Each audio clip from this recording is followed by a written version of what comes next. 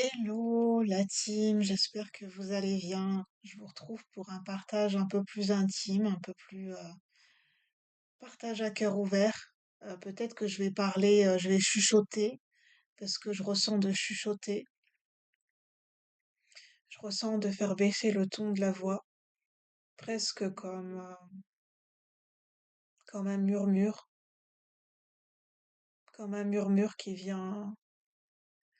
vient souffler, comme le vent qui vient souffler à votre oreille, comme un murmure, comme une parole fugace qui vite s'envole.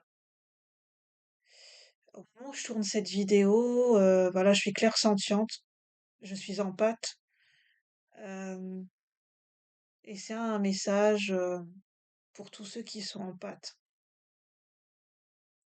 pour tous ceux qui ne trouvent pas leur place dans ce monde et sur cette terre. Euh, je vais pas vous apporter de solution parce que j'en ai pas. Je suis comme vous, je chemine, et bien sûr que c'est la douleur, la douleur de ne pas se sentir, de se sentir différent, de ne pas trouver sa place dans ce monde, de ne plus réussir à correspondre à ce qu'on attendait de nous, d'avoir l'impression d'être suspendu dans le temps, d'être à la fois conscient et à la fois perdu,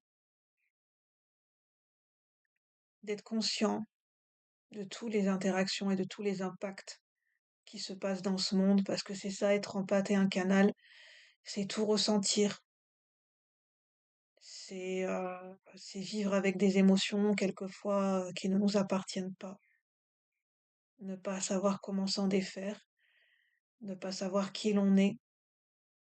C'est faire le pont et l'équilibriste et le funambule entre terre et ciel en permanence depuis qu'on est petit. C'est être sur terre sans être sur terre. C'est vivre dans sa tête pour ne pas ressentir, pour ne pas souffrir. Avoir envie de se connecter sans pour autant se perdre. Et c'est ça le gros défi des personnes qui sont en pâte. Comment se connecter aux gens sans pour autant se perdre, sans pour autant tomber dans la folie.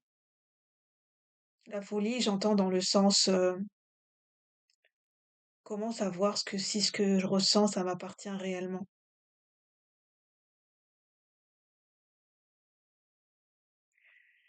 Et le plus souvent, quelquefois, quand on est en pâte, on n'a pas toujours les réponses à nos questions.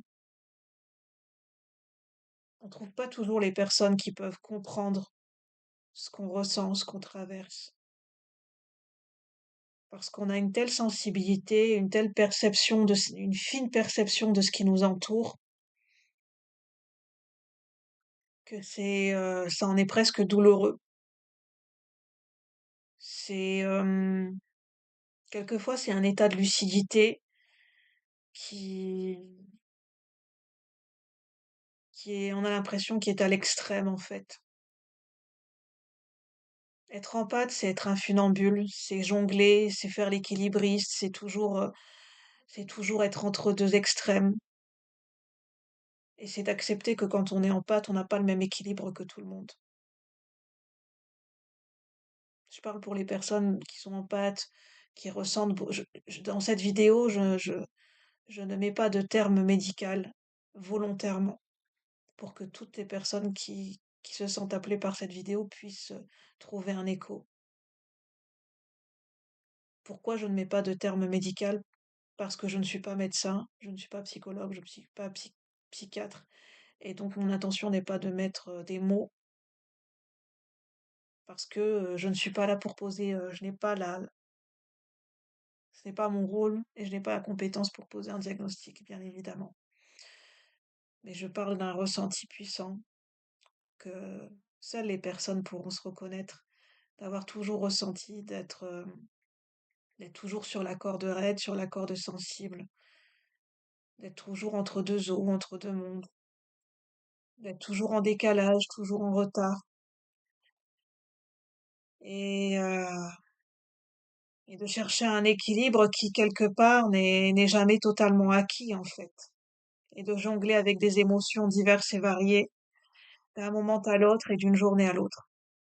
C'est ça être empathe.